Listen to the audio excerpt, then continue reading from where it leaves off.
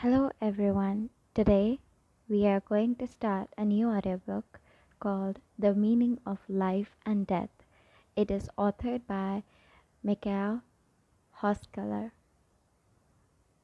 All the credits of this book goes to the author as well as the publisher. This video is only for educational purposes. Chapter 1. The Worst of All Possible Worlds, Arthur Schopenhauer, 1788 to 1860. The Misery of Life. What is the nature of the world in which we find ourselves? Is it at its very core a good place or a bad place? Friendly or hostile? Orderly or chaotic? Controllable or uncontrollable? Rational or irrational? And where should we look for an answer? Traditionally, philosophers have tended to emphasize the rational, human friendly side of the world, arguing that there is a good reason for why the world is as it is. And that part of that reason is that it needs to suit our desires and needs. The world has a purpose, and we are, in one way or another, but always in a rather good way, at the center of it. There is someone or something out there that makes sure of this. Some kind of cosmic director or playbook that intends us to be the heroes of the story that is the history of the universe. A god, perhaps, or a word spirit, or our own pure and transcendental, world building self or I. Yet, if that is so, why do we have to encounter so much adversity and suffer so much? Why are there so many horrible diseases, epidemics, and natural disasters that blight so many, by all accounts, innocent people's lives? Why do we keep fighting wars that maim and kill millions? Why can we not stop hurting each other? And why do we have to age and die? In short, why is there so much evil in the world, physical and moral? And how does all that fit into the elite general purpose? There is, of course, always a way to make things fit. Apparent contradictions are rarely so irreconcilable that a philosopher's speculative ingenuity cannot resolve them. Take, for instance, the German philosopher Gottfried Wilhelm Leibniz, who in his Theodicy defended the common theological conception of God as a benevolent being whose power has no limits against the not unreasonable charge that if he really were both all powerful and all good, then the world could not possibly as bad as it appears to be. The fact that there is so much evil and so much suffering in the world, much of it quite clearly undeserved, strongly suggests that either God is too weak to do anything about it. Leibniz, however, argued that such a conclusion would be unwarranted. For one thing, because we know very little about why certain things are happening and what good may result from them. And for another, because it stands to reason that even the most powerful being is constrained by what is logically possible. In other words, not even God can have his cake and eat it. He could not, for instance, have created a world whose inhabitants are both free and incapable of doing wrong, or a world in which people can prove their worth by overcoming their fears and resisting temptation, if there is nothing to fear and nothing to be tempted by. Certain defects are simply necessary to allow the realization of certain greater goods. And since our understanding is limited, it may not always be obvious to us which greater good and apparent evil serves. Accordingly, the reason why there are various evils in this world does not have to be that God could not have prevented them or did not want to prevent them. Perhaps the reason is simply that there was no other world possible that would have been better, all things considered, than the world we actually live in. We are therefore justified to continue to assume that God always wills the best and does the best, because even though this world is clearly not perfect, it may in fact be the best of all possible worlds. Some tough choices clearly had to be made, but even though we may not always be able to understand the rationale behind those choices, we can be sure that God made them with our best interest at heart.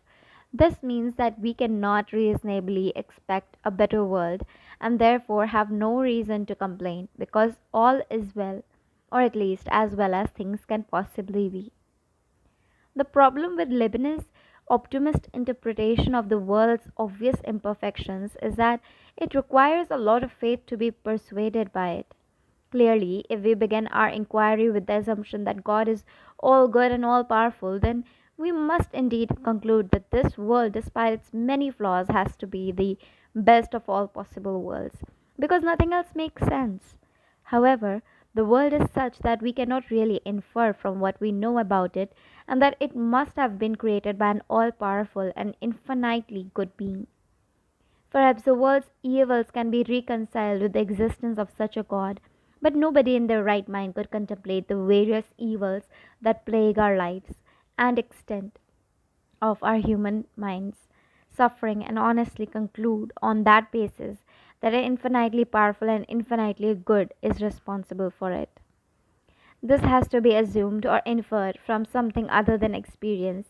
Yet, if we make no such faith based assumptions and choose as a starting point of our inquiry into the nature of the world our experience of it, then a very different conclusion suggests itself, that this world is not at all the best of all possible worlds.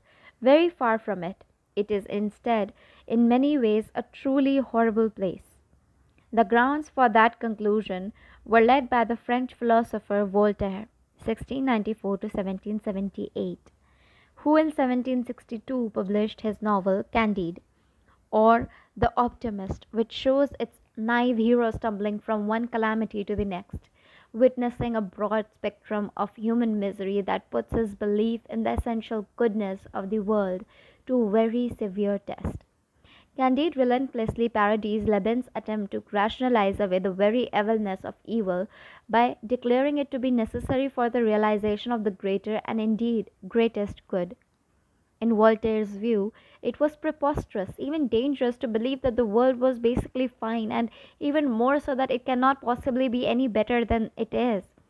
Doing so just invites complacency and amounts to complicity with evil. Since its existence is assumed to be necessary and hence inalterable, Voltaire refused to believe that things cannot be any better than they are. He believed in the possibility and desirability of improvement, of the human ability to make this world a better place. In that sense, at least, Voltaire too was an optimist. The German philosopher Arthur Schopenhauer, on the other hand, whose work will now turn to, was not an optimist.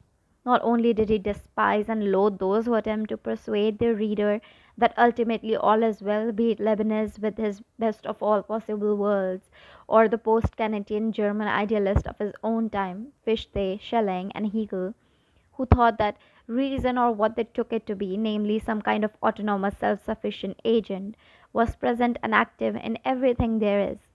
He also did not, as Voltaire did, believe that we can actually change the world for the better. For nothing can be done. The suffering and misery that people experience in their lives is, after all, not an accidental feature of life. It is all pervasive and part of its very essence. Even if we are lucky enough to avoid major catastrophes in our life, even if we are not hit by disease, the death of loved ones, natural disasters, human exploitation, or destitution, as so many are, our life will still be only marginally better than theirs. Living does not accidentally and unavoidably involve suffering, but essentially and necessarily. All life is, by its very nature, is suffering, because it is characterized by permanent striving, a constitutional restlessness that is fueled by mechanics of human need and desire. Our existence is a constant wanting.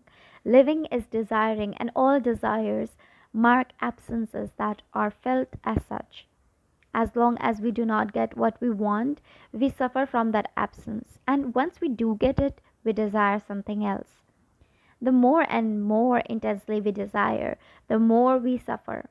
Yet, not desiring is not a viable option either.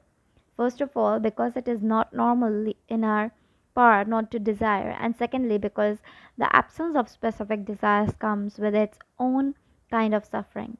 If there is nothing left to desire, then boredom sets in, which is even more painful than desires, because it confronts us with the emptiness of our existence, which we find unbearable.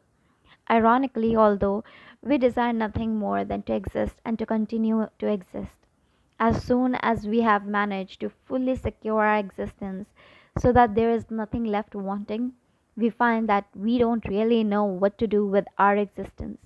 So we try to kill time, find distractions for no other end than to make our existence once again unfelt. Boredom is even worse than desire. It can easily lead to despair, even suicide. Between the pain of desire and the pain of boredom, the best we can hope for is a temporary, always very short lived reprieve from any marked degree of suffering. This brief reprieve is what we call happiness, and all that happiness can ever be the momentary comparative absence of suffering. Since this is the situation we find ourselves in, the world really is a pretty bad place.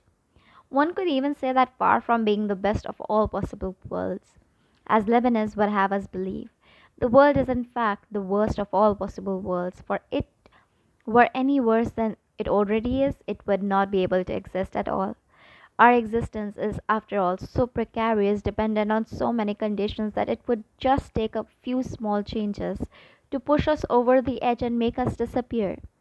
We can only survive for a while by constantly fending off death.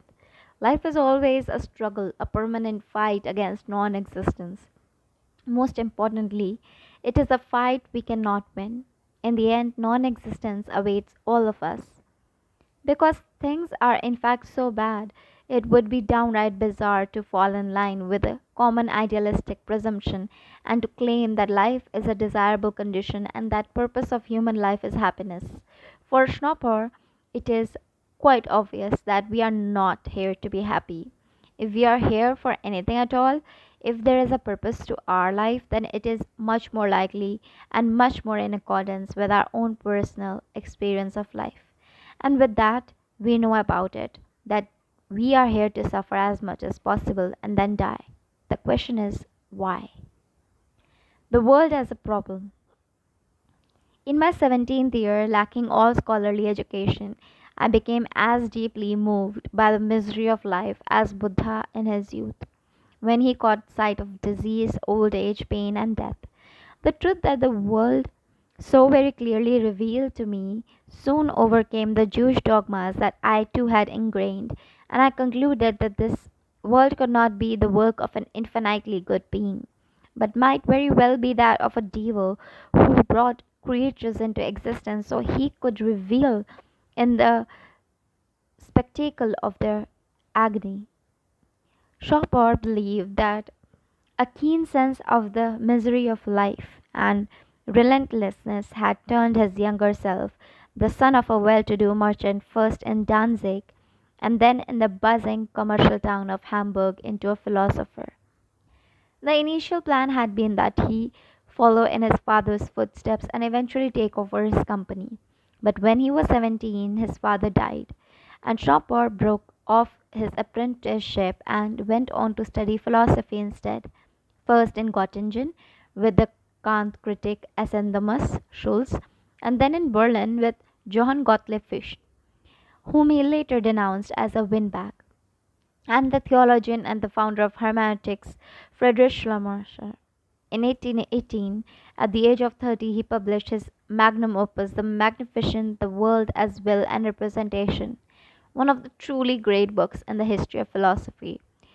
Schopenhauer himself knew it too. Unfortunately, nobody else did at the time. The splash its confident author fully expected the book to make failed to materialize. It took 30 years and a second volume of supplements published in 1844 before people started to take notice. The public appreciation of his work and his genius came later. The public appreciation came when it eventually did. He was a already bitter, unsociable, self opinionated, and misanthropic old man. Yet, being finally vindicated and revered as a new generation of thinkers, those last 10 years or so may still have been the happiest period of his life because he no longer had to suffer from the lack of recognition that he had been craving in vain for such a long time. In almost all other aspects, his life had not been at all a bad one. He inherited a large chunk of his father's money, which lasted him a lifetime and allowed him to spend his time as he pleased. He never had to work for a living, which was just as well because his repeated attempts to gain a paid academic position all failed. He made it unscathed through the Napoleonic Wars that ruined and destroyed so many. He survived the cholera epidemic that ravaged Berlin in 1831 and that killed his arch nemesis Hegel, driving away from Berlin to Frankfurt, where he spent the rest of his life quite comfortably. He may have occasionally feared for his life or his possessions, but in the end he always came out on top. Happy, however, he was not, which is a good thing because if he had been, the world as will and representation would never have been written. There would simply have been no reason to write it. According to him, all true philosophy starts with the knowledge of our morality and the experience of suffering, either one's own or, if we are affected by it, that of others. The ones who are happy, those who take no issue with life and are largely oblivious to all the suffering in the world and the finiteness of our existence, do not philosophize. They do not ask why things are as they are. They just live their life without thinking much about it. There are certainly plenty of so called philosophies out there that show little sign of any awareness that not all is well with the world, that some things, and indeed too many things in this life, are not as they ought to be. But for him, such philosophies are not really philosophies at all, but mere verbiage. A philosophy in which you cannot hear between the pages the tears, the wailing, and the gnashing of teeth, and the terrible uproar of the general mutual murder is not a philosophy. Accordingly, philosophical wonder is at its core not a mere intellectual curiosity, but moral outrage. It stems from an awareness that things are not as they should be. All that suffering that people and indeed everything that is alive has to endure, not just occasionally but on a regular basis, and all that killing and dying that never ends, blindly and stupidly repeated with every new generation, is not something we can just let stand. As philosophers, we must acknowledge the problem and seek to understand what is going on and what the point of all this is. Not to do so and instead to pretend that there is no problem, that all is well, is not only intellectually dishonest but also morally corrupt. The whole state of affairs is specially perplexing since most people's lives seem to be so banal and pointless that it is difficult to see how they should be worth all the trouble that it takes to live them. It is really unbelievable how, looked at from the outside, empty and meaningless, and felt from the inside, dull and unconscious, the life of most people goes by. It is a weak longing and dragging oneself along, a dreamy tumble through the four stages of life towards death, accompanied by a series of trivial thoughts. Those lives are like clockworks that have been wound up and that move without knowing why, and each time a human is conceived and born, the clock of human life is wound up anew to repeat once again the same old story that has already been told countless times before. And yet, each of those lives has to be paid for with many pains and a bitter death that has long been feared. None of this makes any sense. Why invest so much in something that seems so utterly pointless? Such a sorry, nonsensical state of affairs certainly does not suggest that at the root of it all there is a wise and benevolent God or any other kind of rational conception and design. But if not that, what else can it be?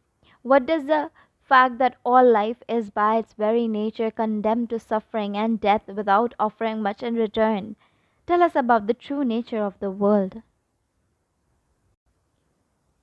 The true nature of the world. Schopenhauer starts his inquiry into the nature of the world with an endorsement of Immanuel Kant's critique of pure reason and what he sees as Kant's fundamental insight that the world never appears to us the way it is and by itself, but always in a mediated form, We are never directly with the things we perceive. The way we perceive things is determined by the way our perception and cognition works, so that what we end up perceiving is as much a reflection of our own nature as it is a reflection of the nature of other things. In order for us to have knowledge of the world, it must appear to us in some way. So, all we can ever be aware of and all we can ever talk and think about is the world as it appears to us. We can therefore never know what the world reality is beyond all appearance except that it is something that appears to us the way it does. The thing in itself, as Kant called it, must remain unknown. He seems to fully commit to his Kantian position in the very first sentence as the world as will and representation. The world is my representation. This is a truth that holds for every living and world aware being, even though it is only man who can bring it to reflected abstract consciousness, and if he actually does, he has attained philosophical wisdom. He will then realize that he knows no sun and no earth, but always just an eye that sees the sun, a hand that feels the earth, and that the world surrounding him only exists as representation, that is, always just in relation to something else, that which represents which is he himself.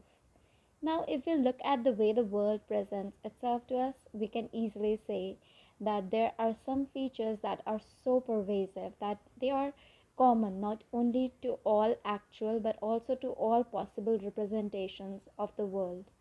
Whatever we look at, it is always in time, in space, and in some way casually connected to other objects and events. And we cannot even imagine an object that is not, Kant argued, and he fully agrees with him that we must therefore assume that those most general features of our experience are not really objects of our experience at all, but rather the subjective conditions that allow those objects to appear in the first place. In other words, time, space, and casuality are not part of the content place. In other words, it is our experience, not things or aspects of things that we find out there in the supposedly external world. Instead, they pertain to the form of experience. This means, however, that we must assume that whatever the world really is and in and itself is not subject to those conditions. Accordingly, the real world must be considered free of all casual relations and spatially extended, and most importantly, timeless. Kant, of course, would not have put it this way. For him, the world of appearance was, for all theoretical and most practical purposes, the real world. It is, after all, the only knowable world, and hence the only world that needs to concern us. In contrast, Schopenhauer makes it very clear that how the world appears to us is not how the world really is. Appearances defeat and deceive us. They foster an illusion. Our life, the life we think we live, is very much like a dream, except it is one we do not usually wake from. Yet once we have understood that the world is our representation, once we have understood that it is not the ultimate reality, we quite naturally want to know what the meaning of the whole spectacle is.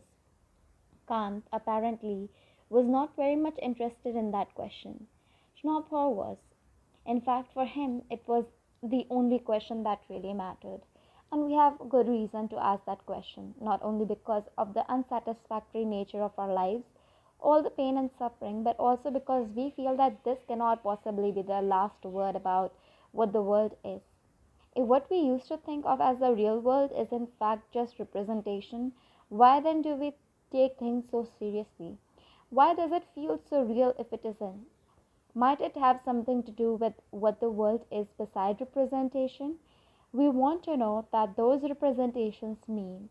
We ask whether this world is nothing but representation, in which case it would have to pass by us like an unsubstantial dream or a ghost like apparition, not worthy of our attention, or whether it is not also something else, something beyond that, and what it might then be. Yet, the problem is that it seems impossible to go beyond the way things appear to us. There may very well be something else, but we can never know what it is.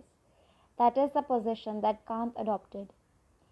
He, however, believed that there is a way we can get around this problem. It is true that we can never get any closer to the hidden nature of the world if we continue to look at things from the outside, which is what we normally do, mostly because there is no other way to look at the vast majority of objects. However, there is one object that we have access to in different, namely non-representational way. One object that we know not merely from the outside but also from the inside. We know what it is to be that object. That object is our own body, which we know not only as an object, as a thing among things, but also as the seat of our own being. We have a body, but we also are that body. And it is through our body that we gain knowledge of the world and are in this world in this first place. So, what is it we, living in and through this body, discover ourselves to be? Not a thinking thing, as Descartes had claimed, at least not primarily, but a thing that is motivated to everything it does by a variety of drives and urges, by hunger and thirst and lust, by fears and hopes, by affections and disaffections, by love and hate, by the desire to avoid pain and to find pleasure, and last but not least, by the sheer desire to exist, to sustain itself, and to postpone death as long as possible. These existential drives are the very core of our being, to which all thinking, all conscious reflection is literally an afterthought. And what is all this? Schnappor names it will to live, or simply will. So we are part of the representational world, but we are also and more fundamentally will. The body is nothing but the external representation of the will. It is what the will looks like from the outside, just as the will is what the body looks like from the inside. Yet, if that is what we are, in addition to being representations, then should we not use this knowledge of our own true essence as a key for the understanding of the true nature of all other things as well? If we are essentially will, then perhaps all other things are essentially will too. What else could they do? There is, after all, nothing other than will and representation that we have any knowledge of, nor can there ever be. So that is what the world is, will and representation. But in its inner essence, it is nothing but will. Making sense of the world. We shall not here concern ourselves with the question whether Schnappor identification of the thing in itself with the will is entirely consistent. There is certainly a problem here, because clearly the will can also only be known to us as a representation and not as it is in itself. He is of course aware of that and assures us that the real will is different from how it appears to us. But even though that helps explain how the blind forces active in natural world can also be will, it doesn't quite solve the problem. For if the will that we know, even if it is the will that we know ourselves to be, is not the will as it is in itself, then how can we be sure it is still will, or for that matter anything else that we may understand and give a name to? Yet, even if he moves a bit dubiously, it certainly helps explain why our lives ultimately appear so pointless. And that is precisely what it is meant to do. Our lives appear pointless because they are pointless, because there is no master plan, no rational conception that is reflected and actualized by what happens in the world. There is instead some blind, powerful, but entirely dumb and purposeless striving at the heart of the universe, something that wills, but does not know what it wills, except that it continues to exist, and this fact is reflected in the world as we know it. This hypothesis does a good job at explaining why our life is as it is and why things work as they do, which is all the verification it has and all the verification it needs. Once we have understood that the restless striving of the will is at the heart of all things, everything begins to make sense. It is as if we had been puzzled by a message in an unknown language that we have now finally found the key to, and we know that it is the right key because we can now read the message and understand everything perfectly. All suffering springs from the fact that the will wills and that it wills without rhyme or reason, never resting, never content, fighting unwittingly against itself for survival and dominance like a mad dog mauling its own tail. Our being then has no purpose. It does not serve any higher goals. It is not meant to go anywhere. It just is. No wonder we cannot figure out what we are here for. We are here because the will wills, and because we are one of its many representations, one way in which the will comes to be aware of itself. That is all there is to it. Unfortunately, however, even though we have now found an answer to the question how it is possible that the world is such an unreasonable place and one that contains so much suffering for those who have the misfortune of being born into it, it does nothing to appease the moral outrage that the state of the world incites in us. We may now understand why the world is as it is and why it contains so much suffering, but that does not change the fact that the world is still not as it ought to be. It is still a bad place, and we need it to be a good place, or at least a just place. A place that makes moral sense to us, one that is not entirely hopeless and that does have some point. The seemingly endless cycle of life and the death, creation, and destruction is something so obviously absurd that it can never be the true order of things, but must be a shell that conceals it, or more precisely, a phenomena caused by the constitution of our intellect. What is required here is not just a plausible explanation for why the world is as it is, or appears as it does. The hypothesis of the will does provide such an explanation. What it does not do, however, is make the absurdity go away. It is still absurd that we spend our whole life trying to stay alive and then die anyway. It is absurd that the nature puts so much effort into something that will not last, not once, but over and over again, like a deranged cosmic Sisyphus. It is absurd that the world is full of living beings who want nothing more than to live and who, for this very reason, fight each other to the death. All this is so absurd, so nonsensical, so morally obnoxious that it simply cannot be what it really is. To make sense of all this, we need more than just an explanation for why things are as they are. What we need instead is some assurance that the world is not what it appears to be, that the things we regard as real and the cause that it has on suffering like death or the fragmentation of being into separate individuals that compete with each other and hurt each other in the process are in fact not real, and that it is not completely impossible for us to step out of this illusionary world that contains so much suffering and find a foothold and perhaps even a home in the truly real which does not. For him, philosophy, or more precisely metaphysics, has to do more than just to provide a complete description of the world. Its role is not merely theoretical but also and perhaps even primarily practical. It is meant to give people hope and unfailing solace in suffering and in death. In this respect, it is not so different from religion, except that religion provides solace by telling lies and is therefore unreliable, whereas metaphysics is more dependable because it soothes our existential anxieties with something far more solid, the indestructible diamond of truth. You are listening to Once Upon a Time, authored by Oliver Darkshire and presented to you by Audiobooks with Keeper of Lost Stories. About the author, Oliver Darkshire is 28 and his life is a struggling bookseller and writer is exactly what his career instructor warned him would happen if he did not pay attention. He lives in Manchester with his husband and a house full of books he actively tried not to collect. 40. You married a writer, so history will say you suffered, and you married a man, so history will say we were roommates. And for my mother, who I think can finally admit loves me best of all her children.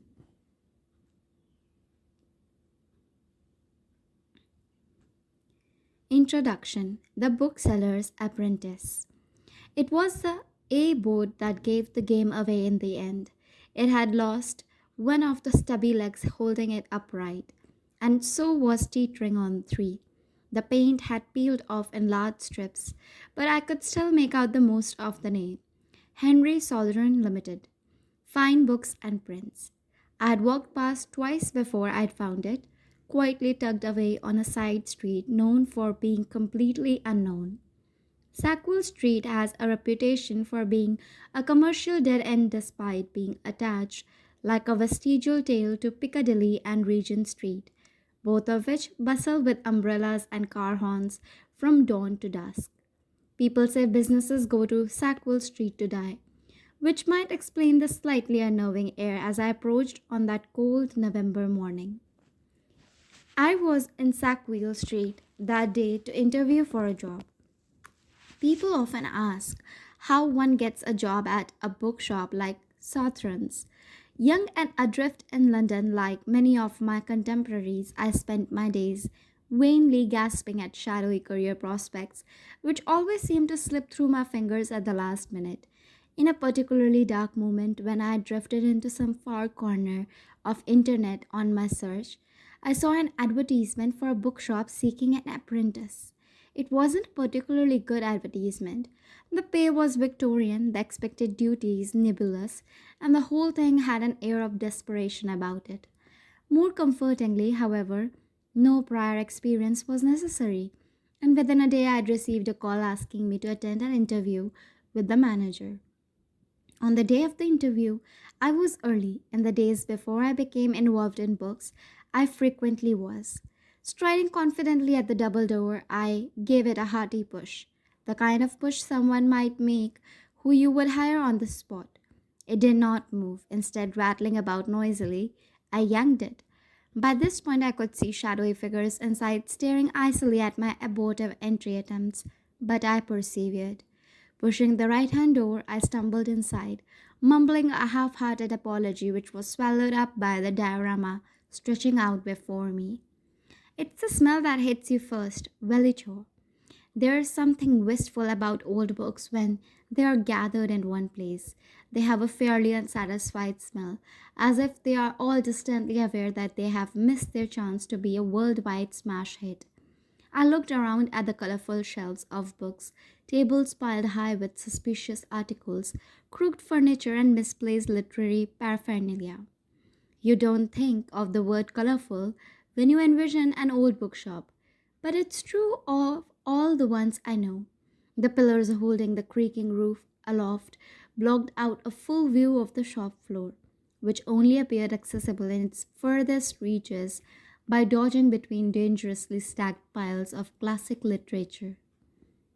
People milled about in the shadows, doors creaking open and closed. The only sounds were the curmudgeoning groaning of cases, the shuffling of feet, and a phone bleeping unanswered somewhere in the dark. I'm not sure quite how long I stood there taking it all in. Eventually, I was saved from myself by a gregarious man with a mop of silver hair and a bad back, who it transpired was Andrew, the manager. To this day, I've never met anyone with quite such a talent for diffusing an uncomfortable situation. I have seen people walk in ready to burn the shop to the ground, and 3 minutes with Andrew had them agreeing to dinner at some later point, buying a book and leaving with a baffled expression as if they could not quite remember why they came into the shop in the first place. Southrons is a small place, as I would come to find out, and if I had thought the manager would be a far off and unapproachable figure, I was quickly disabused of that notion. I was led down the grand stairs in the middle of the shop to the lower floor and through the print gallery filled with posters, illustrations, and other maddeningly distracting wonders. We breezed past them into a side room crammed with bibliographic reference books. Andrew gave me a rather apologetic look as he tried, with limited success, to extract two chairs from the debris. The door closed, and everything felt silent. Cramped bookshelves muffled noise from outside, a strange effect which also helps insulate the shop from the traffic on surrounding roads. If you're used to working or living in any large city, and especially one like London, you know that the background hum of cars and engines seeps into your soul. There are very few places where you can escape from constant muttering of the streets, but bookshops are one of them. Perched on chairs in the tiny room, there was barely space for both of us to sit, and Andrew seemed to realize this as he inched a little further back into a stack of old book selling magazines. This, he explained, was the catalogue. Its purpose, he confessed, roughly translated to this is where we put things when there is nowhere else for them to go. Several months into my fruitless London job search, this felt oddly apt. Part of Andrew's knack for putting people at ease was his eagle eye for reading people from a distance.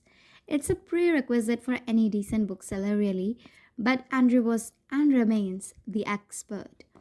After no more than 10 seconds sizing me up, he spent the rest of the interview idly chatting about the problems the shop had faced, finding reliable new staff in recent years.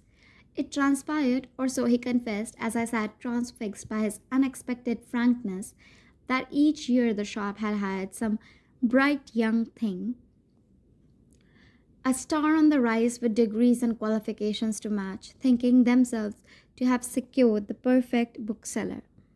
Alas, in every case, the prodigy lasted about 6 months before buggering off into the stratosphere of the art world where wages were in greater abundance. Andrew was looking for something different this time. He was looking for someone who wanted to stay, who was in it for the long haul. The staff, he explained, were getting whiplash from learning one new name a year, and it was all very inconvenient.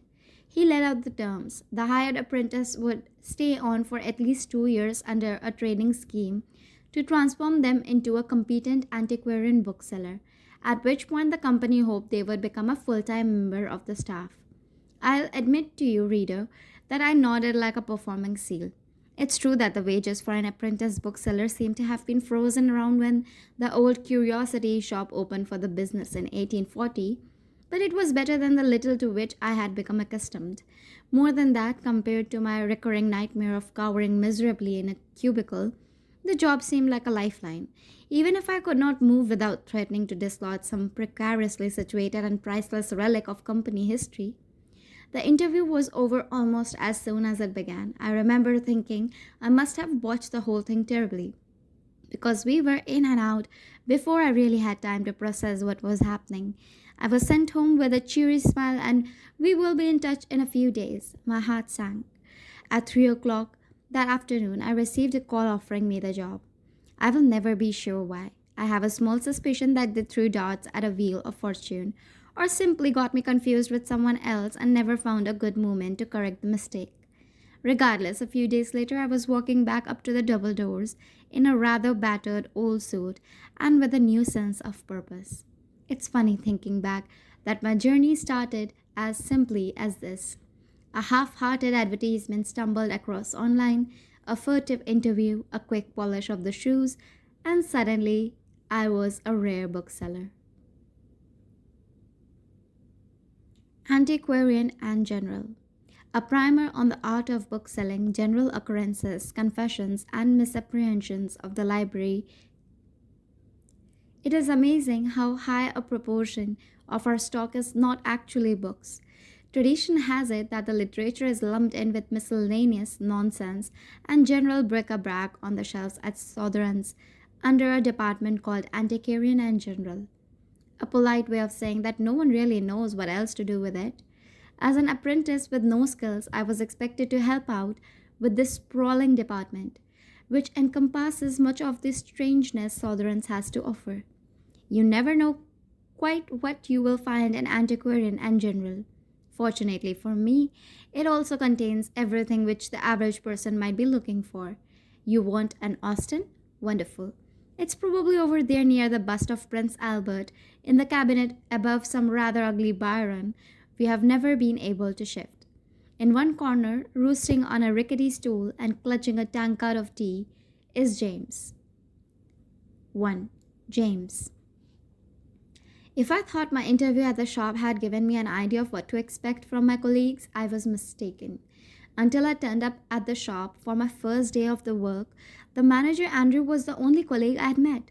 His calm, sanguine attitude was innately soothing. He remains in my mind the archetype of what it means to work in antiquarian books, inhabiting in effortless serenity in the face of chaos that I have always struggled to emulate. This sublime state of being, I feel, was perhaps cultivated by keeping potential sources of stress at arm's length. And so it transpired that I was passed on to James for training.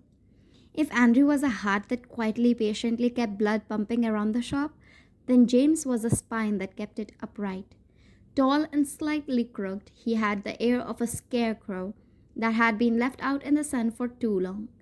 From his paper strewn desk in a dimly lit corner of the shop, he watched over the books, guarding them with a suspender clad perspicacity cultivated over many years to drive away shoplifters, ne'er do wells, and birds of ill omen.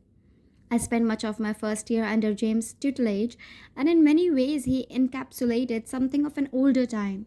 It might seem impertinent to describe him as a fossil, but his endless loving repairs on the shop left an imprint on the place, and I suppose eventually it shaped him in return. Loping around like a grizzled but bookish wolf, he handled all the day to day mundane affairs of the shop. Thus, my apprenticeship fell into his hands in the same way as anything else no one really wanted to deal with. It came to my attention several years into my role that no one in the shop apart from James knew where the rubbish went, who took it anywhere, or what happened to it. As far as anyone was concerned, it just vanished. Supposedly, James had been apprenticed as a boat builder before he wandered into Henry Southern Limited one day and never left. Either way, everything he knew was the result of being at the bookshop from mid morning till dusk each day for decades. In hindsight, I'm very grateful that I had him looking out for me during those first few months. But I did not really have time for feelings of gratitude as they placed me at a munchkin sized desk in front of the double doors. It was explained to me that the desk had been designed for Victorian ladies, not for the lumbering 6 feet of clumsiness which now sat behind it, meaning I essentially had to ride the wretched thing side saddle for years. I have, for various reasons, spent most of my bookselling career behind desks that are far too small for me, but this very first desk I resented most of all. A few days passed peaceably in the shop, sat at my tiny desk before I realized I had not really done anything. I was used to a busy environment. My previous job was doing paperwork at a legal firm. I was dreadfully bad at that and fled the situation before they could fire me. But the change of pace was jarring. At Southern's, much to my amazement, the phone didn't really ring at all. People sat quietly at the desk working on something peculiar and arcane, which I could not pretend to understand. Sometimes people wandered in, and James would swoop down from the rafters to direct them to the right shelves. Andrew, the manager, sat at the desk adjacent to me, occasionally kindly asking if I was doing all right. Yes, I was doing all right, I would confirm, too scared to mention that I wasn't sure what I was supposed to be doing. Eventually, it dawned on me that if I didn't ask for something to do, my ossified remains might eventually be found cradling the tiny desk in my arms by a team of confused archaeologists. No sooner, however, had the thought entered my mind that James manifested from a shadowy enclave with a box of books. I was to be taught cataloging. At the time, I was baffled by the events unfolding before me, having no idea at all what was meant by cataloging, even if I was glad to have something to do. The task seemed to involve describing the books using odd words, and it was a much better pastime than sitting there twiddling my thumbs. The books I was being asked to handle were not rare books, but things James had picked up on his way with his many attempts to sneak second-hand books into the shop. As a new recruit in a shop full of mysterious colleagues whose workings I did not really understand, this was perfect teaching material, stuff I could afford to get vastly wrong without any real consequence. It spoke to a schism among staff, however, about what it means to be an antiquarian bookseller. Though they might all seem the same at a glance, second-hand books are not always rare books, and rare books are not always antiquarian books. James was a bookseller who, despite his expertise in all things book related, wanted to sell second-hand books. He enjoyed selling £10 copies of anything he could find in a car boot sale or cellar, or retrieve from the bin of publishers' remainder stock. to anyone who walked in off the street. He had no interest in computers, no interest in cataloging rare books, and he marked up everything in a manner that wasn't technically criminal, but probably should have been. It was a book selling model that harked back to days gone by when people would walk in off the street and depart with piles of books loaded on their carriage. James was very fond of waxing lyrical about the days when people were less picky. He considered the modern technological avenues of bookselling to be an extravagant conceit. If he had to sit on a stack of books for 10 years before they sold, then so be it. A book will find its proper owner in due course. The true spirit of book buying, as far as he was concerned, did not debase itself with trivialities like what will I eat later or how will I pay my rent. Unlike many of the other staff who preferred to deal in rare items worth a larger sum of money, delivering them safely into the hands of enthusiastic collectors and prestigious institutions, James just wanted to sell books, any book. And so each day he would arrive on his creaking bicycle, trussed up with another bulging crate of second-hand whodunits or 1990s train guides, and lug them inside. My apprenticeship served as something of a laundering scheme for these books. James would pass them to me to teach me about them, and then spirit them away into the back of the shop before Andrew could say, "Where are you taking all those hideous books? Get back here this instant." 2. Browsers and dilettantes.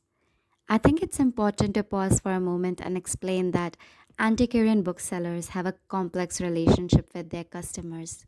I came into bookselling completely unprepared, which is perhaps a mercy because I might otherwise have fled in the opposite direction without ever looking back. I am rather generously using the word customer here in the absence of a better term to describe anyone who darkens our threshold. In truth, only a fraction of the people who enter an antiquarian shop have any intention of purchasing a book. Now, I am not a gregarious person by nature. I was the kind of toddler who was told they needed to play more with the other children, and the kind of teenager who spent their time being told that if they did not have anything nice to say to other people, then they should leave them alone. There are very few job positions open for a 21-year-old with a bad attitude and no higher education. And unfortunately, almost all of these involve dealing with the general public in one manner or another. Looking back, I think part of what attracted me to the world of rare books was a fanciful, naive idea that it might involve fewer and comfortable encounters with strangers than a supermarket kiosk or vagrancy. When you are watching the shop floor of an antiquarian bookshop, there is usually a fairly steady trickle of people gingerly entering from the street throughout the day. Young, old, bespectacled, tattooed, the vast majority are going to wander around looking hunted or asking questions, and a small number are going to buy books. Sadly, it really is impossible to tell one from the other at a glance. So everyone has to be treated as if they might suddenly whip out a gigantic bag of gold bars and purchase the place.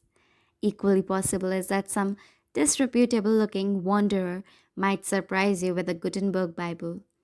There's really no way of knowing what's about to happen in any given moment.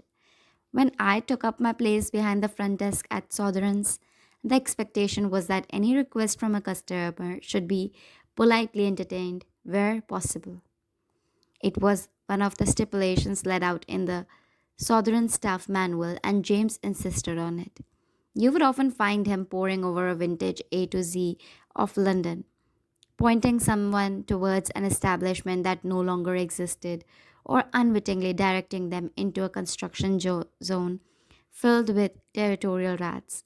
He would give out umbrellas from our umbrella stand, only remembering as the customer disappeared into the rain that the only reason the device in question had not been stolen already was that it had a large black hole in it.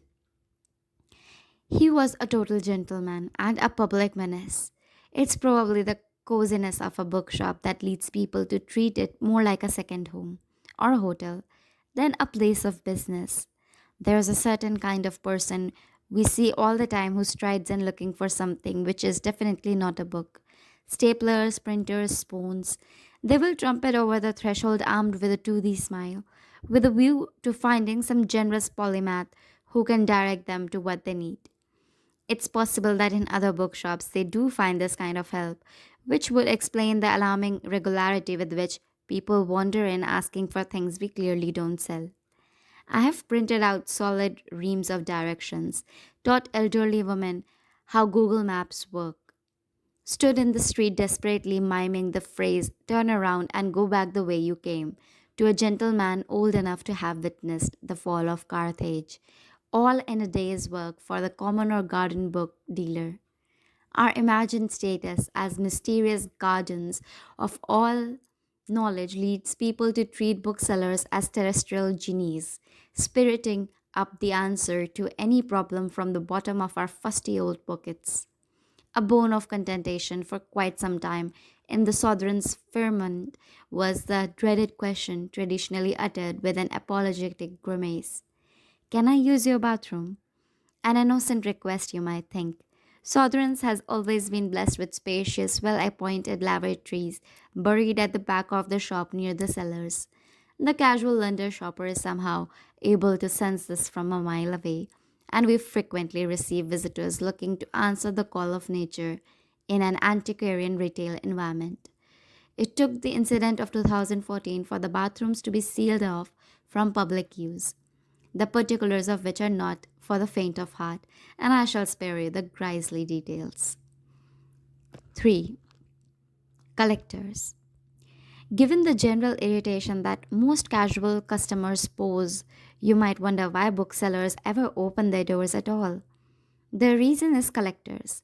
Like an ugly duckling morphing into a golden goose, sometimes a casual browser will evolve into a book collector. It's impossible to say what catalyzes this change. Some primal magpie adjacent urge begins to burn under the surface, and one dark day they make a simple choice. Whence there is no return, they purchase an old book. It might seem innocuous, but this is the first in 39 ineluctable steps forward, being a 90-year-old hermit in a house full of books, complaining that your ungrateful children do not appreciate your library. Long sleepless nights as a bookseller are spent trying to figure out what causes the transformation from one state to another. But the mystery as yet remains unsolved. Be that as it may, collectors provide the vast majority of bookshop revenue because they are absolutely insatiable. Under the banner of book collector, you will find a host of strange and wonderful people, united by their obsession with acquiring and sitting on a hoard of papery treasures. Some of them make a point of coming in regularly, some communicate by mail only, and some like to send delegates from overseas carrying a list of cryptic instructions to be carried out over a 6 day period. They will often have a very specific interest and needs. And if you want to retain their custom, then you will need to remember what they are, what books are in their collection already, and a host of other details. Then, when they appear, you manifest relevant items out of thin air with a flourish, a behavior which appears to the onlooker to derive from extrasensory perception, but actually originates in decades of careful, hypervigilant note taking. There are two kinds of collector you really have to watch out for.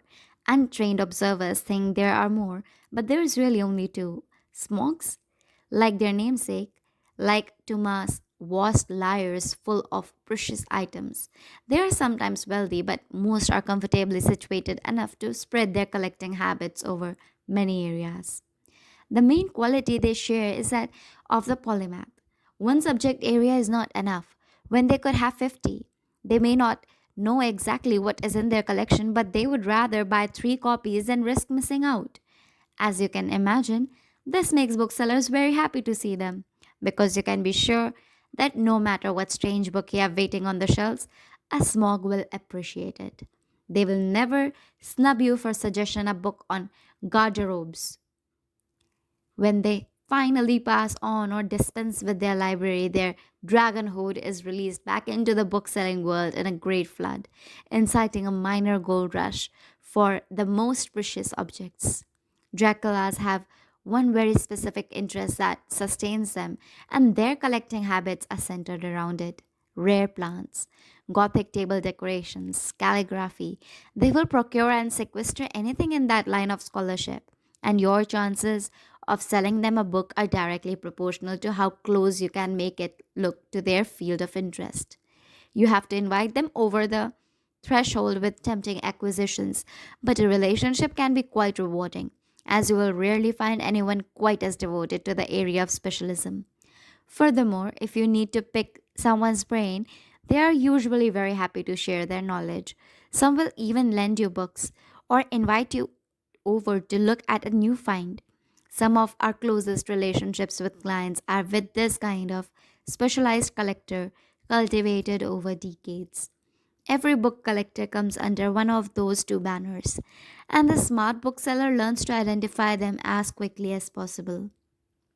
If you keep offering a Dracula books outside their current fixation, they will vanish into the night and find another bookseller who better understands their taste. And if you offer a smog only a limited curated selection of content, they will quickly get bored.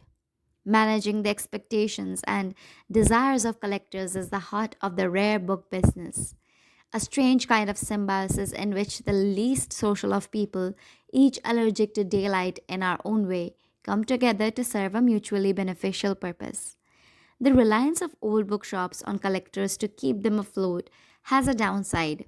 It's the richer clientele who are fond of delivering the kind of really involved requests that haunt us in the night hours. Keeping their custom means making their priorities your priorities. If a visiting billionaire hands you a ceremonial art object covered in metal knives and asks you to send it to his home on a small island south of New Zealand, then it gets sent. Never mind that the postal service doesn't like exactum knives, that you can't put stabbing relic on a customs form without being blacklisted as a terrorist organization, or that no one can lift the wretched thing. 4. Book runners. Irritatingly, when you sell a book, it immediately needs replacing with something else. Unlike at a new bookshop, however, one can't simply go online and order 10 more rare books from the Aether to plug a gap. Not least because the margins on buying books from other dealers are very slim indeed. No, their really valuable stock is free range, coming from outside the trade where the bookseller can make a decent profit on it. To this end, like Sherzande running amok with a company credit card, booksellers employ 1,001 different methods of acquiring books. We will come to others later, but perhaps the most regular of all book sources we ritually engage is the book runner, a tradition which seems to come from a time beyond living memory. A book runner is a savvy individual who finds cheap books overlooked in distant parishes or second-hand shops and then takes them into a city where the competition is fierce, making a tidy sum for themselves in the process. The city bookseller, who has a client list and the impact of a bricks and mortar location to leverage, then lists the book at a sensible price and everyone walks away happy. There is no society of book runners. I don't believe there is anyone who teaches them or instructs them, but they pop up around old bookshops quite reliably without any prompting whatsoever. It almost seems a rule of nature. It's not an easy job, that of a book runner, so between bookshops, there's a certain amount of silent competition for their favor. You want them bringing you the good stuff after all. There's a danger that if you buy nothing at all on one occasion, they might visit one of your competitors first the next time. On the other hand, if you buy too many things you don't really want from them, you're likely to be staring at the mistake sitting on your shelf year on year until you either retire or die. Which brings us to Mrs. Hawthorne. Mrs. Hawthorne's husband died some time ago, leaving behind an impressive library of gardening books on their estate, which the shop bought from her over several years. Eventually, as the stock of gardening books ran dry, she covertly began to insert newly purchased books as if they were part of the original collection, presumably having become accustomed to the income. As the time passed, it began to dawn on us that the books were not from the original library and that Mrs. Hawthorne had evolved into a book runner, which would have been fine if her personal taste in books had been anything other than demented. Mrs. Hawthorne was never one to be deterred, and rarely one for taking advice, so our gentle insinuations that she might want to guide her selection of wares towards something saleable were not something she was prepared to countenance. Neither, in fact, did she register the explicit list of titles we were looking for, or the veiled threads of a restraining order if she did not stop luggaging in sacks of books. It's unclear to this day how she even managed it, showing a wiry strength that quite belied her diminutive ancient frame. Time went on, and as weeks turned into months, the drones in the Southerns' hive mind clearly reached the only sane conclusion that avoided bloodshed. The shop would be buying books from Mrs. Hawthorne forever, and those books would be placed in the dark somewhere, written off as a necessary expense in the name of keeping the peace. A healthy bookshop engages a range of book runners similar to Mrs. Hawthorne, all of whom, no doubt, have some clandestine reason for choosing a life hauling sacks of books from place to place rather than settling down somewhere. It has always confused me that no one seems to know they exist, because without them, the London book trade would come to a juddering halt. 5. Cataloging for beginners. Extra illustrated, my friend. That's what you want to call it. James is picking through a set of books. He is left with me for cataloging. He picks one up and flicks through the pages. A tad faded. No, not faded, mellowed. A little mellowed on the spine. I'm busy making notes, so he keeps going. Attractively so, I'd wager. He looks over my shoulder at what I have written so far. No, see, you can't say all the books are different colors. That won't sell them. How about? He melts it over. Perhaps a harlequin set. He winks. Scarce thus. He heads back to his desk, pleased with a job well done. Now you see, young Oliver, that's what do they call it? George? Entrepreneurial spirit? There is a muffled grumble from behind a shelf. They call it bullshit, James. Running the travel and exploration department, a blighted role which before his arrival had chewed up and spat out 3 or 4 booksellers in short order, George had proven utterly immovable by the unholy forces which drove out his predecessors. He can often be found wandering outside the shop, smoking and drinking coffee on the curb of Sackville Street in his favorite leather waistcoat. If you have ever seen one of those nature documentaries where the tiny birds eat flies of a larger animal, then you will have already heard about a good grasp of my symbiotic relationship with George. He can destroy a computer simply by proximity, which means I spend a fair chunk of time at his desk figuring out the precise way in which it has melted down this time. In return for any ambiguously proficient computer expertise, George provides wisdom and advice, which for a beleaguered apprentice sounded like a rather wonderful arrangement. As part of his role running the travel and exploration department, George trades in books on just about every place on the globe. I highly suspect he has read all of them too, but his vast well of peculiar stories never seems to run dry. He tells them in such a spellbinding manner that you always believe them. Though I suppose that when it comes to memoirs and histories, the truth must be a relative thing. Travelogues, diaries, entertainingly incorrect antique maps, he knows them all. In the truest sense of the word, he is a savant. Learning how to catalog properly is an essential part of bookselling, though exactly what constitutes properly will change depending on who you ask.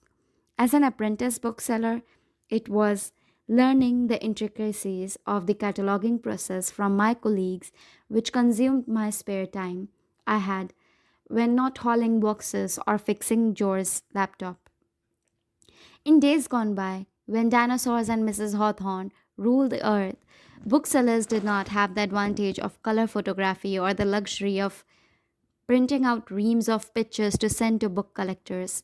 The majority of selling was performed using gigantic sales brochures crammed with information on the newest books in stock, printed in tiny type and shipped off to the homes of book collectors around the country, who would eagerly flip through them, scanning the rows and rows of text for juicy treasures.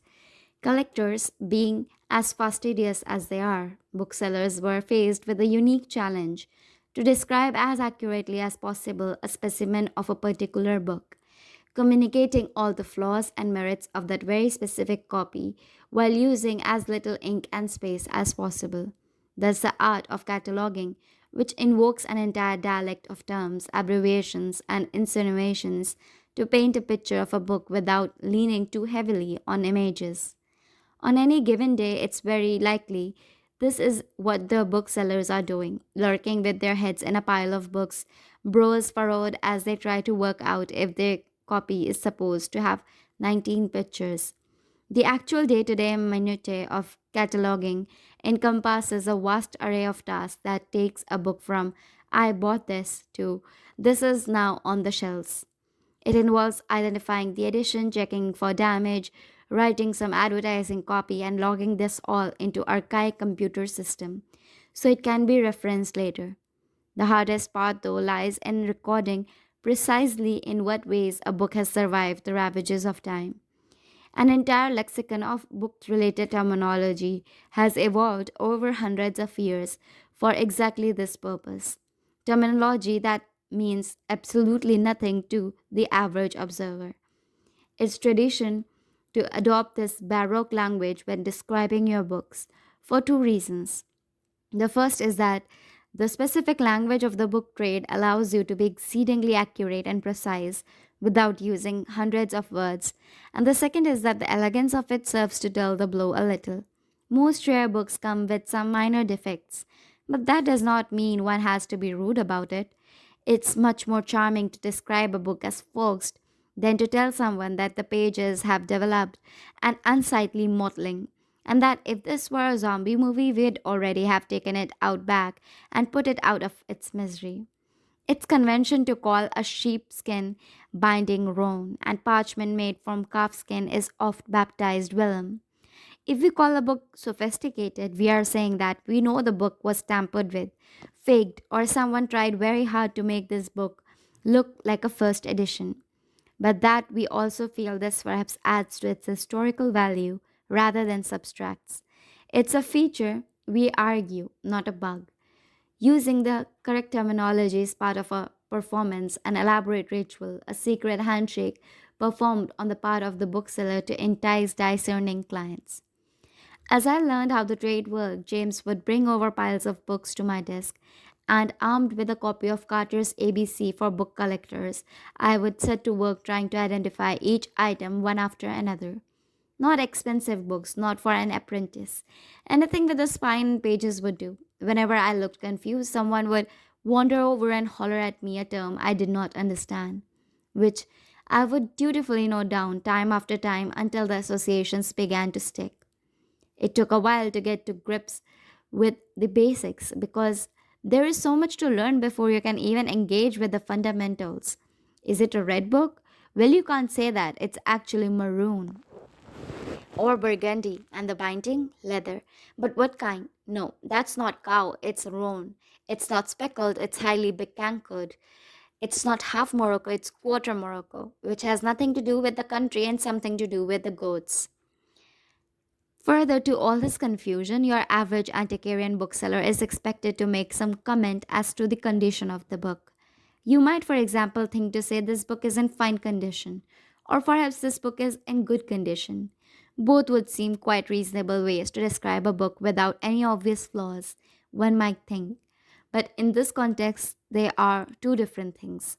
You may only describe a book as fine if it has recently nestled in the bosom of an angel, and a good book might as well be on fire because you have inadvertently just called it a dog's breakfast. Heaven forbid you ever designate anything a reading copy. I attempted this once before James descended upon me, clutching a copy of my description in white knuckles, and in a quiet voice made it very clear that I would on no account use those words again in that order. Much like any other discipline, you never really stop learning how to catalog because it's a process that evolves with your understanding of the material. Unlike other disciplines, book cataloging is less an art, not really a science, and more of a completely understandized, decentralized carnival fire. What I haven't told you yet is that 90% of booksellers will have their own professional interpretation of what each word means in a given context. Imagine the scene. There I am, puzzling over a book bigger than my arm span, which rests in the cradle of my desk like a Bible on a lectern, idly looking way out of my depth.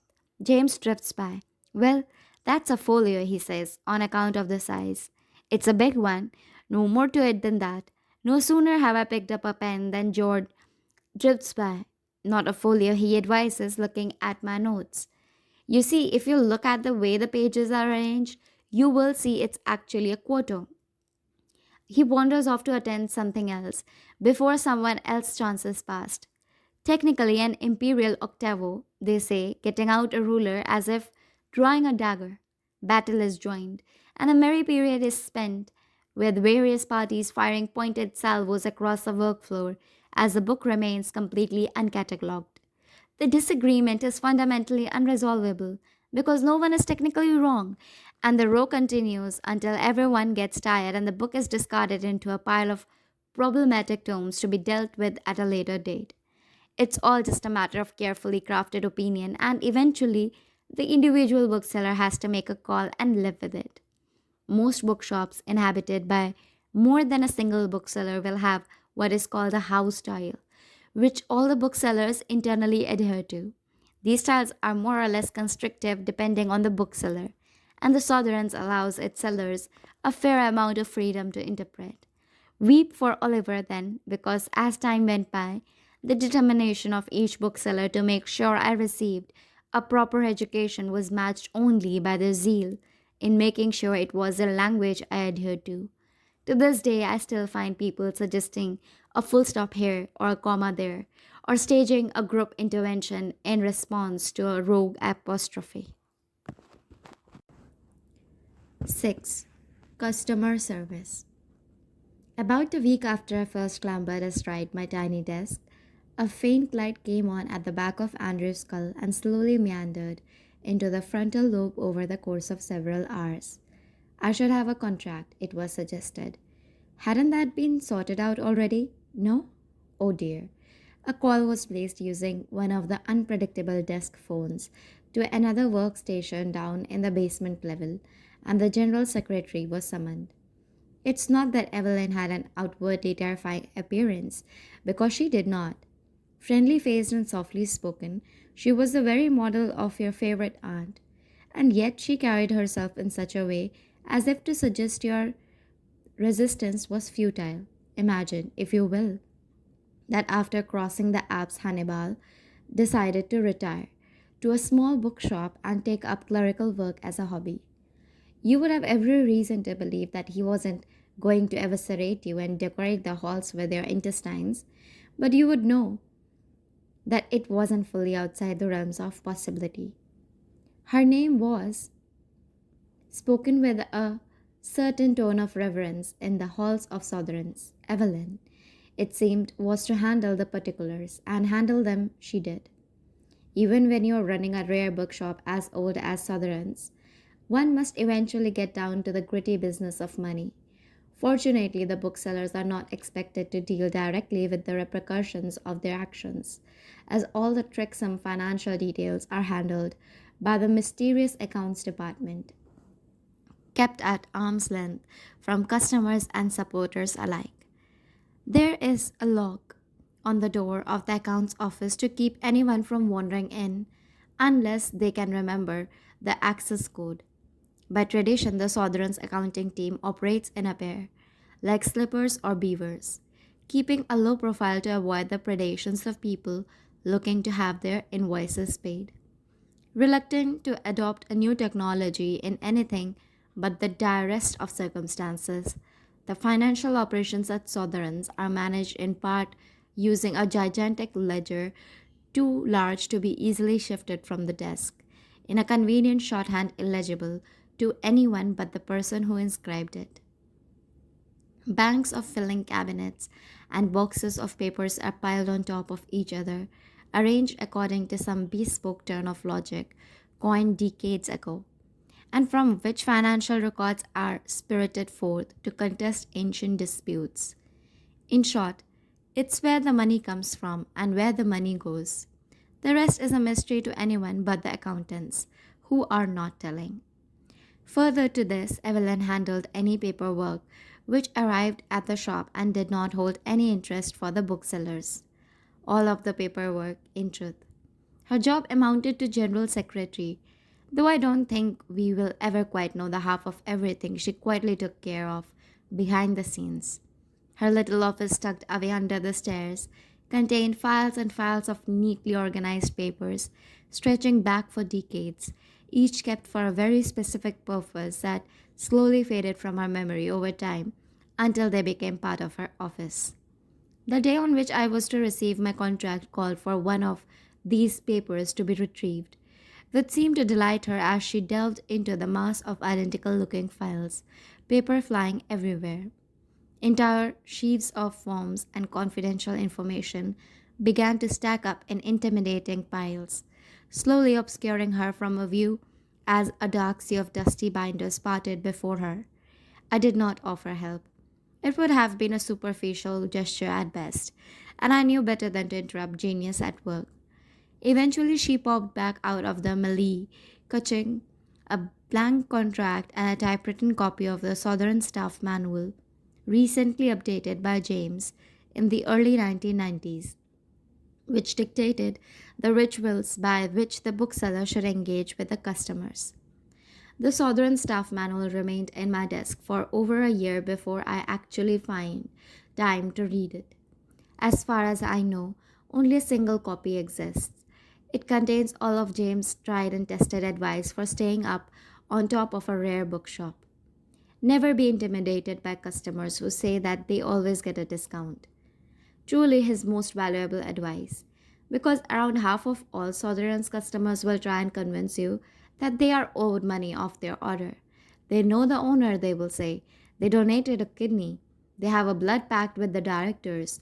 A bookseller must stand firm in the face of this and laugh away any request as if the person who made it was joking. Be on your guard with groups of people, even pairs. While one person causes a rumpus, the other may be helping himself. An honorable mention for the correct use of the word rumpus. James was in the habit of following groups of people around the shop, fluttering after them like a bird of prey ready to swoop down with talons extended. To my mind, this was the reason they kept acting strangely, but James was convinced everyone was in cahoots to loot the place until an exchange of hard cash proved otherwise. Thieves may try to wear you down by staying in the shop so long that you stop watching them. Never reduce your vigilance. Paranoid he may have been, but he had a point. It's not unusual for people to linger in the shop for hours at a time, and it's hard to remember to keep an eye on them for all that time. After the 10-minute mark, I usually find my concentration slipping. Do not talk to a customer from a sitting position, particularly if the customer is a woman. I reject this in its entirety. Never talk to a customer with their hands in your trouser pockets. This seems overly optimistic to me, in that it assumes my pockets are not already full of measuring tapes, leaking pens, and gigantic rings of keys.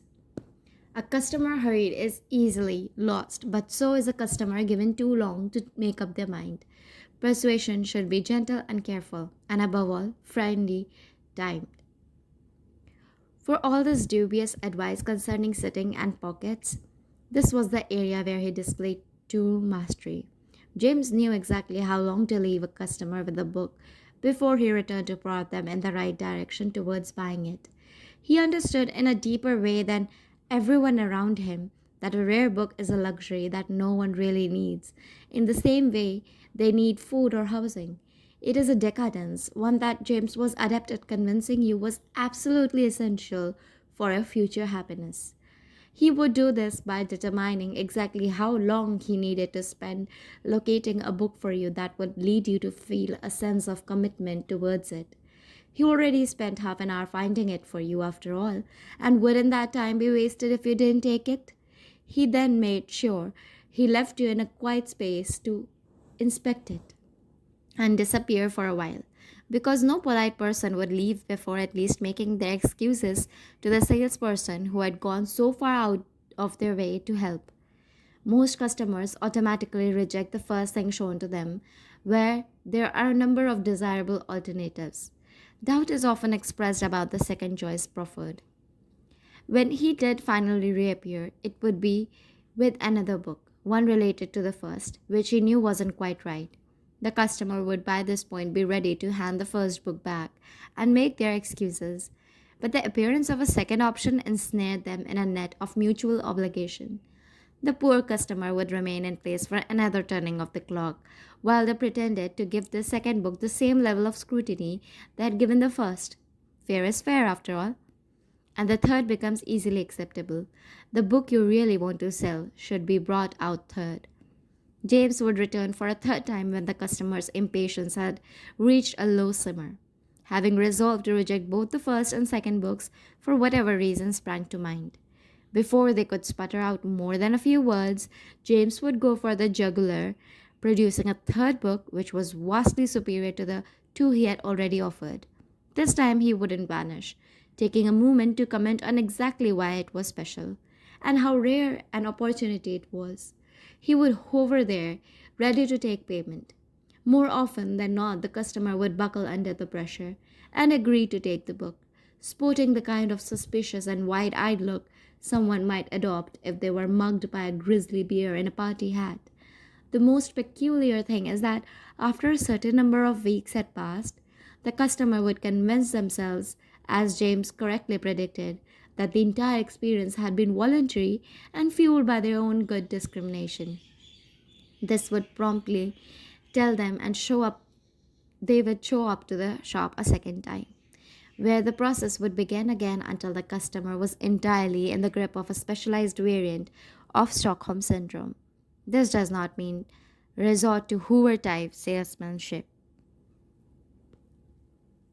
7. Cryptids.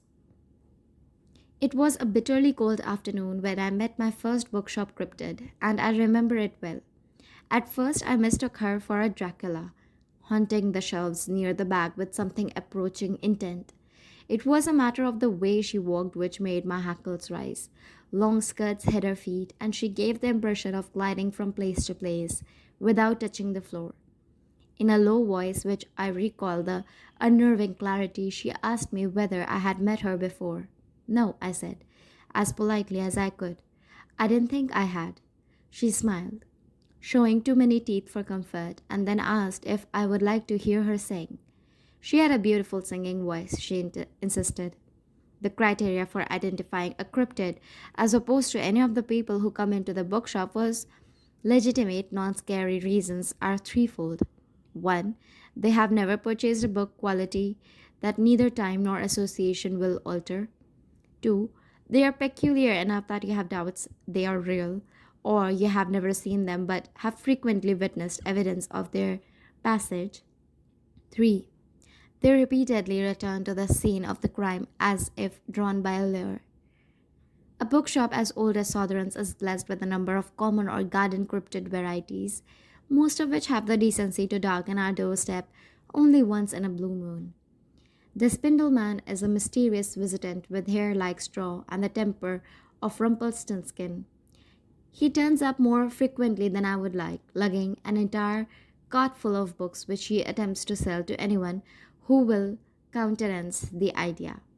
Alas, one must treat the Spindleman with the same caution you would treat a fairy offering your dinner. Any verbal agreement is treated as binding, and he has a tendency to mumble under his seven coats, so you can't always be sure what you are agreeing to.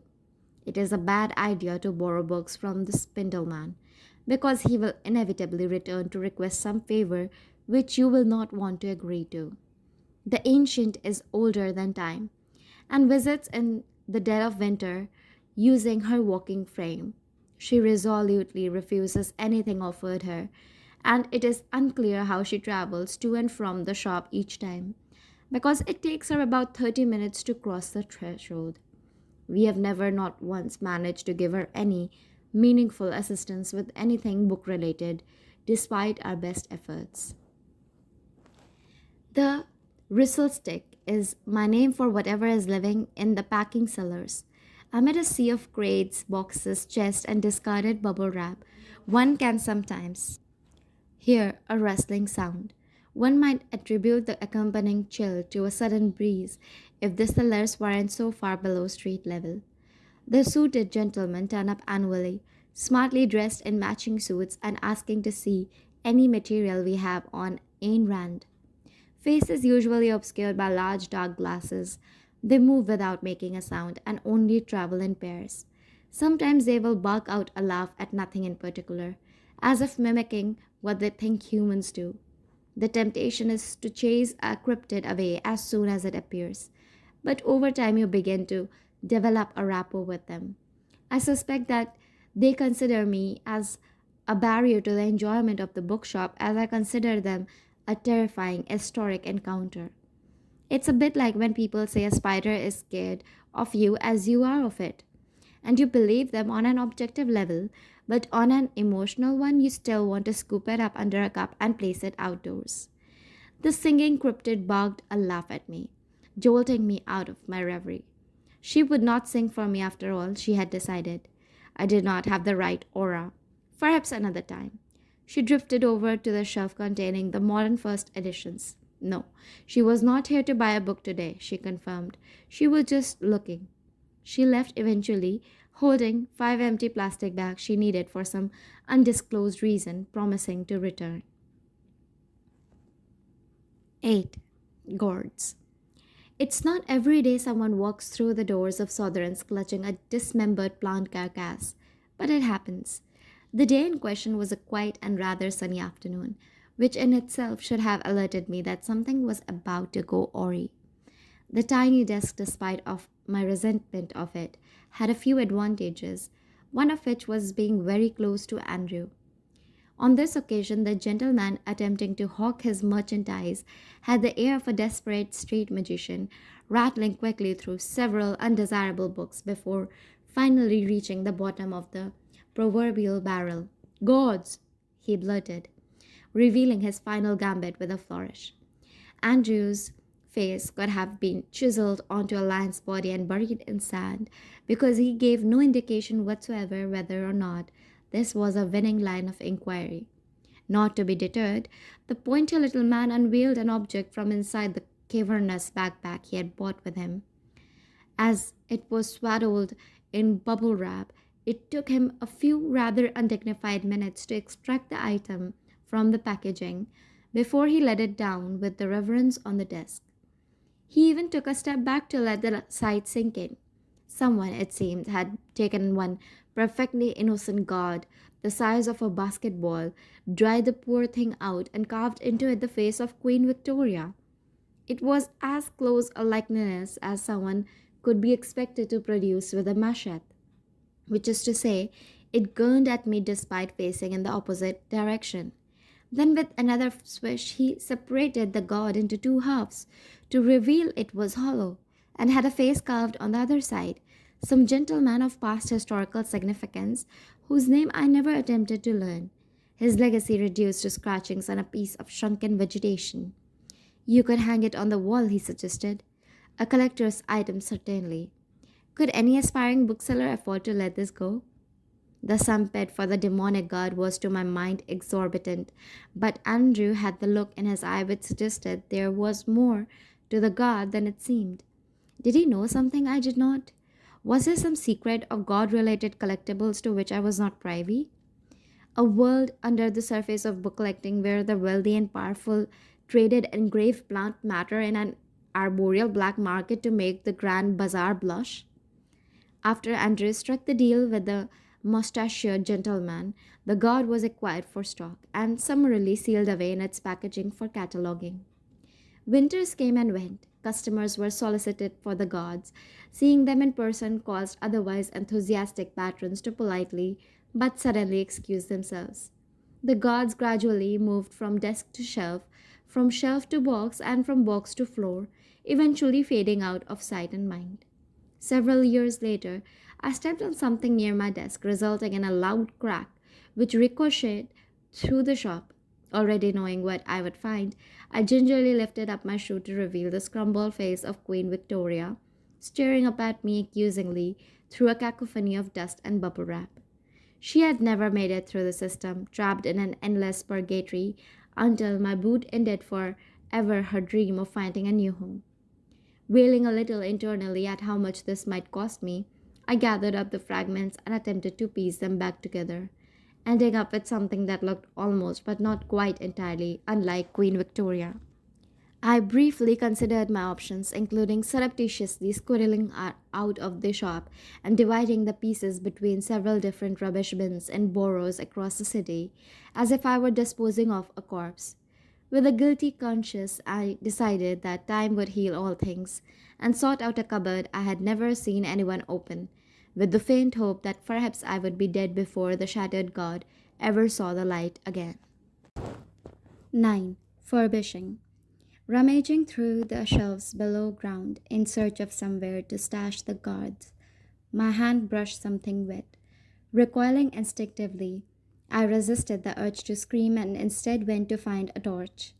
Returning to the room now armed with a light source, I delved a little deeper and started to move books aside in the hunt for the culprit.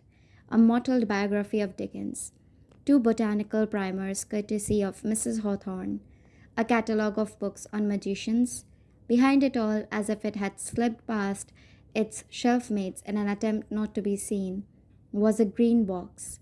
Shining the light on it revealed that it hadn't started out green, but had been almost entirely overtaken by an invasive species of mold. The infestation didn't seem to have spread to other nearby books, which raised a whole host of questions by itself, but did mean I was able to quickly isolate it using a filthy dishcloth I keep in a drawer in case of icarus events. The damp along the back wall had claimed another victim, it seemed, but this didn't appear to be a reference book. Someone had gone to the effort of making it a custom case, which suggested that at one point it had been intended for stock and perhaps had even been made with a specific customer in mind. Feeling a little like the world's most reluctant archaeologist, I used the rack to clean it up a little, revealing a name stamped in gilt on the side: Edwin Drood. Curiosity won out over squeamishness. I opened the box, which folded out to reveal a stack of moldering blue and white booklets in a state of advanced decay. Alas, it is the curse of all rare booksellers to be able to identify a first edition Dickens from across a dark room, and this was undoubtedly all 6 issues of his unfinished final novel, The Mysteries of Edwin Drood. Definitely not an academic reference book. A quick search of the system didn't show it, which meant that it had probably been hanging around in the wrong place for over a decade until the water rot finally caught up with it. I removed the pages from the box and, not finding anywhere suitable to store them, wrapped them up in plastic, thinking maybe there was something about them that could be saved. There was really only one person to take them to. All books might be made equal, but some suffer more than others. When we receive books which have been seeing better days, we send them downstairs for something called furbishing. It's not quite restoration and it's not quite cheating. It's something in between. A spry little man called Stephens takes care of our furbishing and has done since the beginning of time. With a wry smile and a knowing look, he takes on the onerous task of making all the books look as presentable as possible, using an experimental combination of glue, hope, and witchcraft. If he is in the office or if the wind is right, he can be found beneath the stairs under a stack of books, trying to mend an errant page or fix an end paper. He shares the space with General Secretary, the two of them crammed into the same comfortable nook, where they enjoy a quiet kind of companionship. I have never known him to turn down a task or say something isn't possible, despite bringing him a number of bibliocorpses over the years. I always thought it would be rather fun to be a book furbisher, but I don't have the manual dexterity. Furbishing is all about the illusion, about fixing and supporting the book in all the right places while interfering as little as possible. That being said, I once saw him repair a page tear with some artifice that rendered it entirely invisible. I've seen him replace an end paper entirely with no outward indication that the new one was not the original. You have to admit all these things when you are selling the books, of course, but it still has the reek of sorcery. How does one become a furbisher? I have no idea. Stephen isn't telling, and no amount of searching online will reveal where they come from. I like to think there's a secret organization which meets every year at some grand conclave, but I'd be just as easily convinced that they simply turn up wherever they're needed, like Mary Poppins. It briefly occurred to me that Stephen might be able to fix the gods, but I resolved to ask him later once the trail leading to the culprit had gone cold. If a book really can't be saved by furbishing because it's in such tatters that there is nothing to work with, but we still need to sell it, then we'll often try to get it rebound or recased. This involves sending it off to a bookbinder, one of the institutions which takes off book covers and replaces them with leather sourced from special cows, fancy goats, or whatever the client desires. Bookbinding is something of a dying art. Once very popular, demand has dropped as customers slowly caught on to the idea that the original covers of books were worth preserving. Many bookshops once did the majority of their binding in house. In fact, we had the bookbinding tools until very recently when someone hogged them to a passerby. And I suppose it's nice to know they have found purpose somewhere, probably as jousting implements or house decorations. An unpleasant result of the fading of bookbinders is that reliable ones are often unavailable. And when I say reliable ones, I mean ones where you get what you pay for. There's a strange correlation between bookbinders and spontaneous dyslexia when you haggle with them. When you wait 8 months for a book to turn up only to find it titled in fancy gold letters, Great Expectations, or Little Dorito, you quickly learn to pay the asking price. The waiting list for bookbinding is quite long, and it's a bit like finding a plumber. If a bookbinder is free for work immediately, then one should be cautious.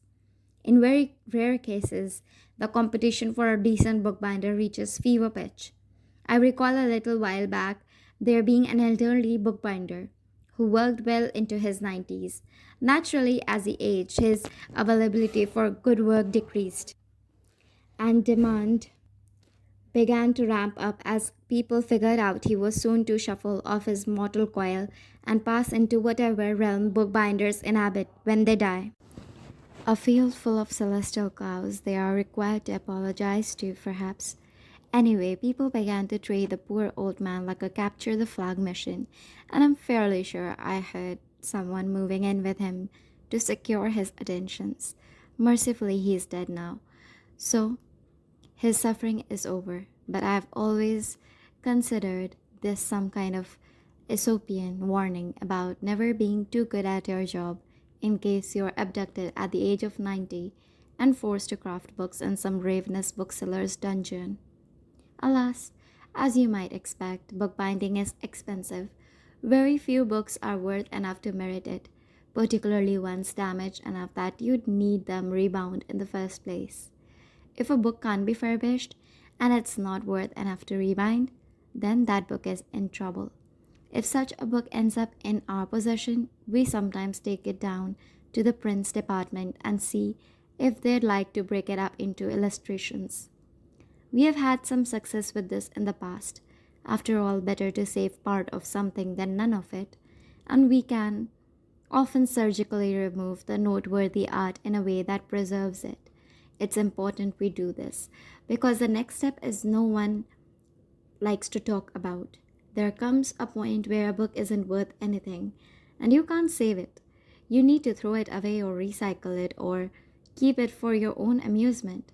When I tell people this, they often clutch their pearls and look at me as if I'd suggested we tear down Stonehenge to make way for a supermarket.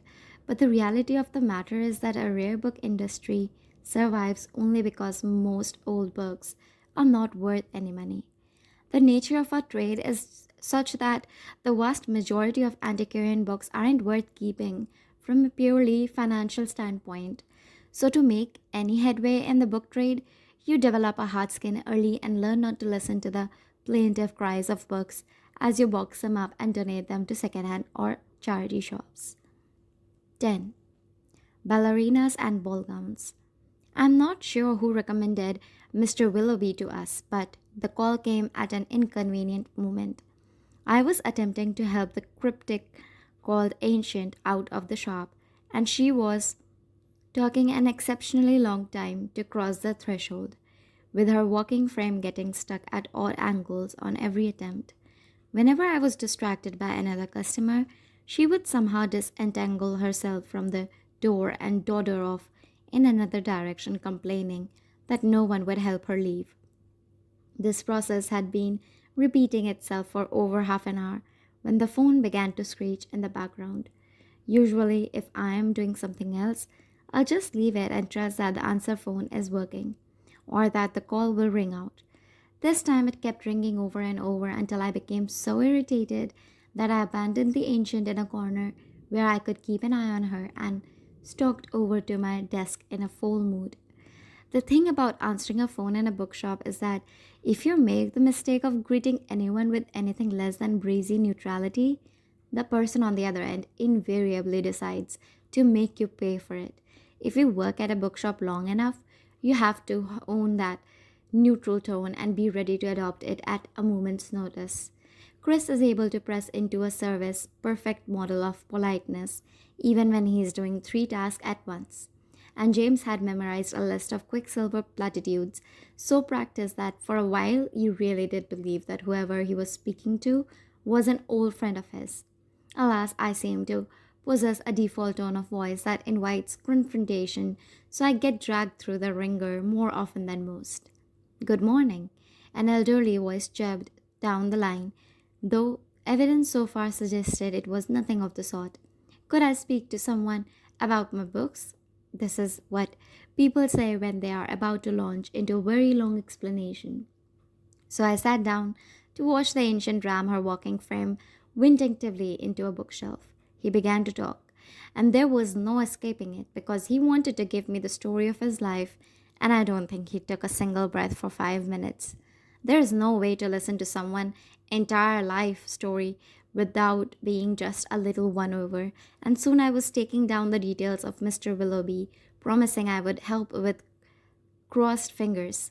He worked at a prestigious dance institution as a librarian, he said, and they had many books he would be commanded to dispose of.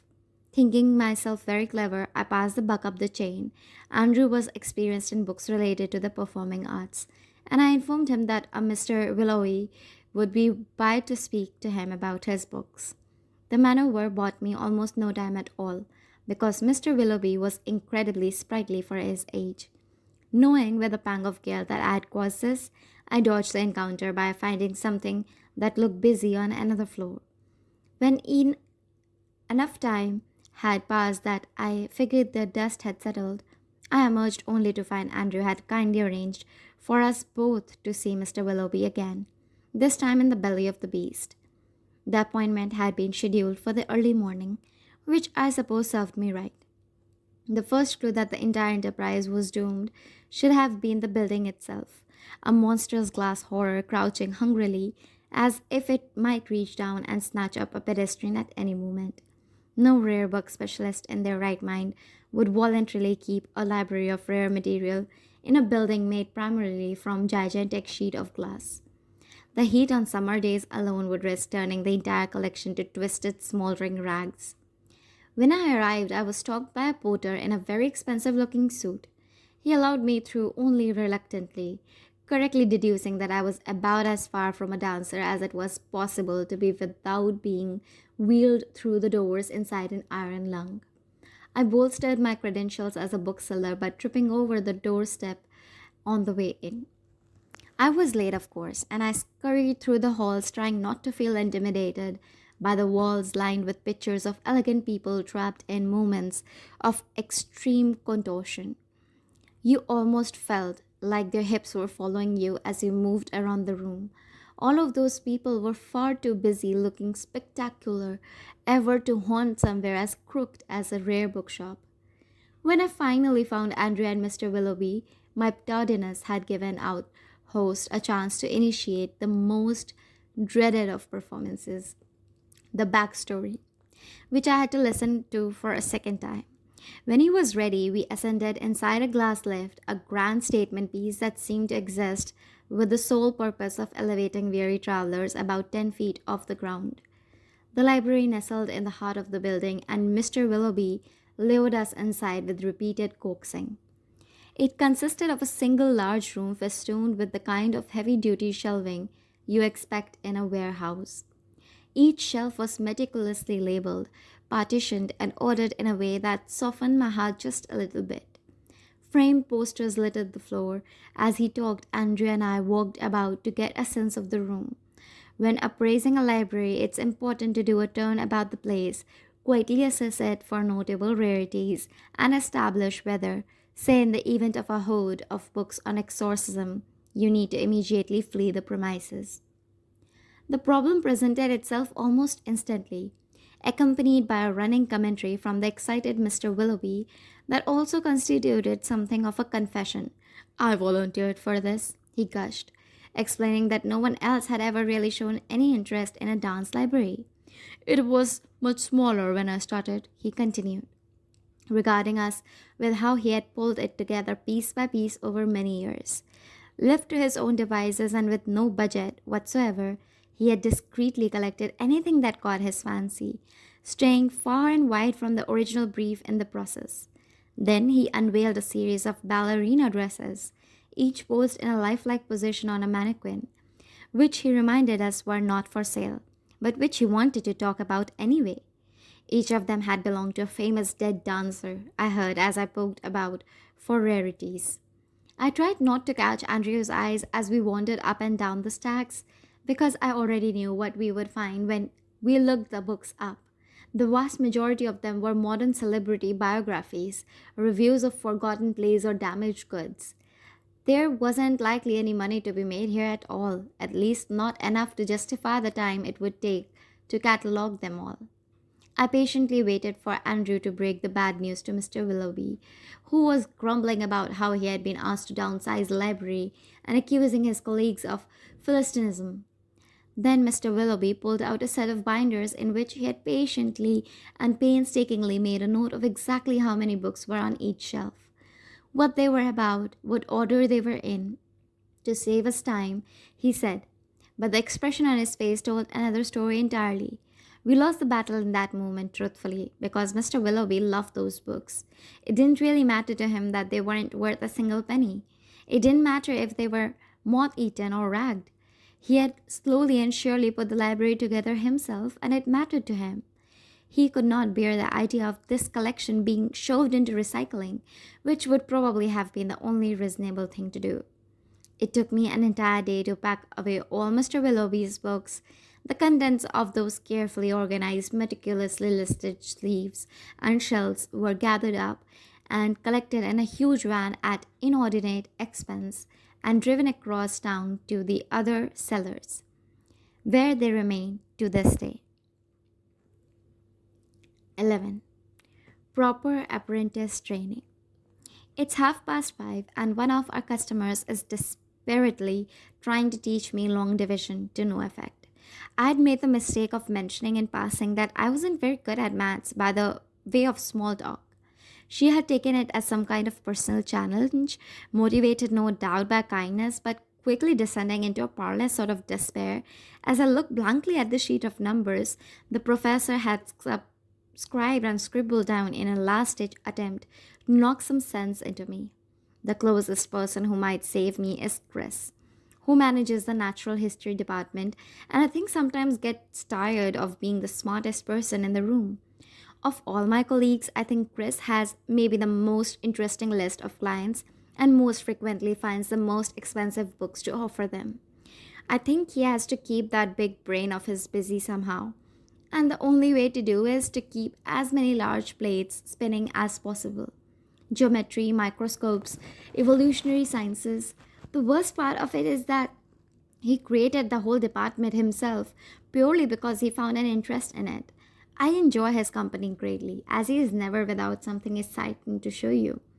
Alas, he is in no mood to intervene with my current issue, because I don't think he wants anyone trying to explain long division to him either.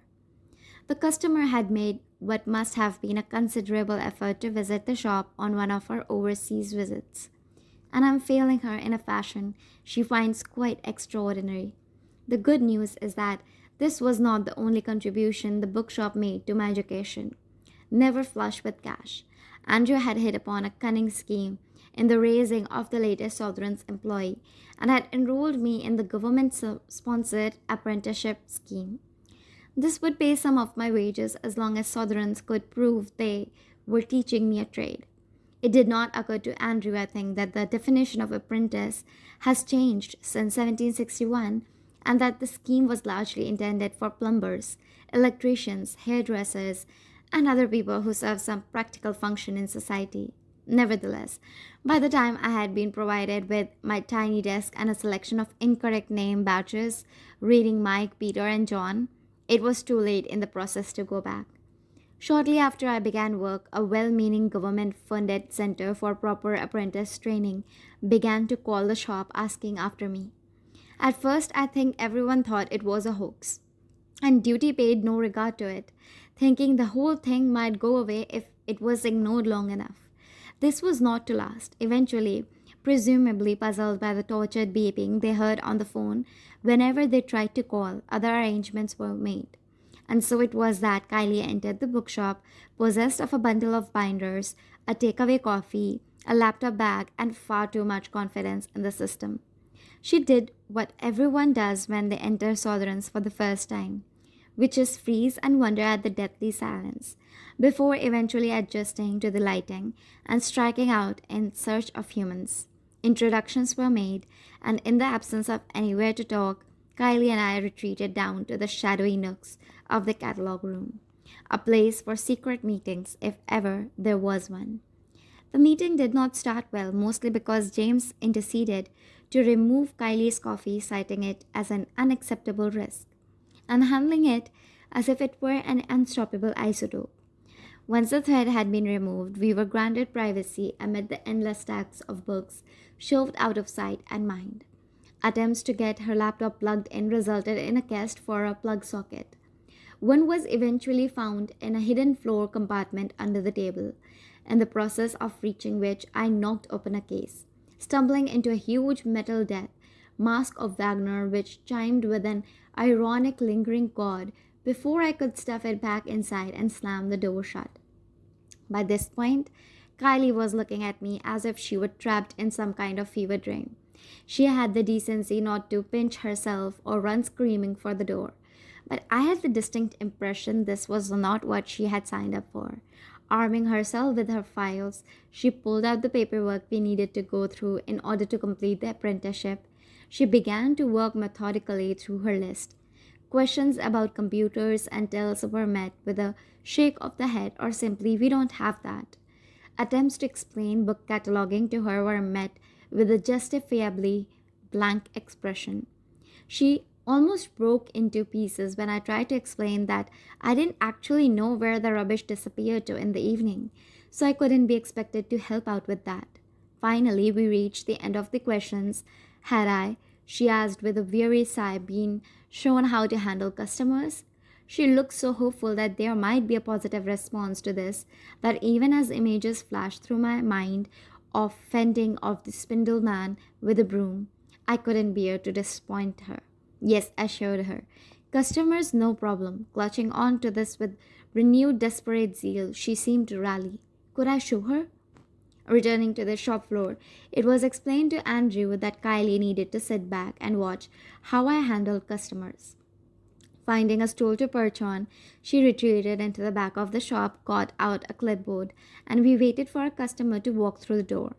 2 hours passed, and Kylie slowly seemed to wither under the crushing hope that surely a customer would cross the threshold any moment now. She didn't really seem to know what to say, and I had no words to comfort for her.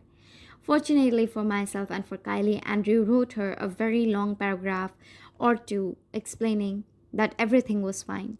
Clutching her pride, she took me aside and declared with as much dignity as she could muster that the assessment was conducted, everything was quite satisfactory, and she would be leaving some paperwork to fill out. It was filed where I store all my paperwork in the waste bin beside my desk, from which it disappeared that evening.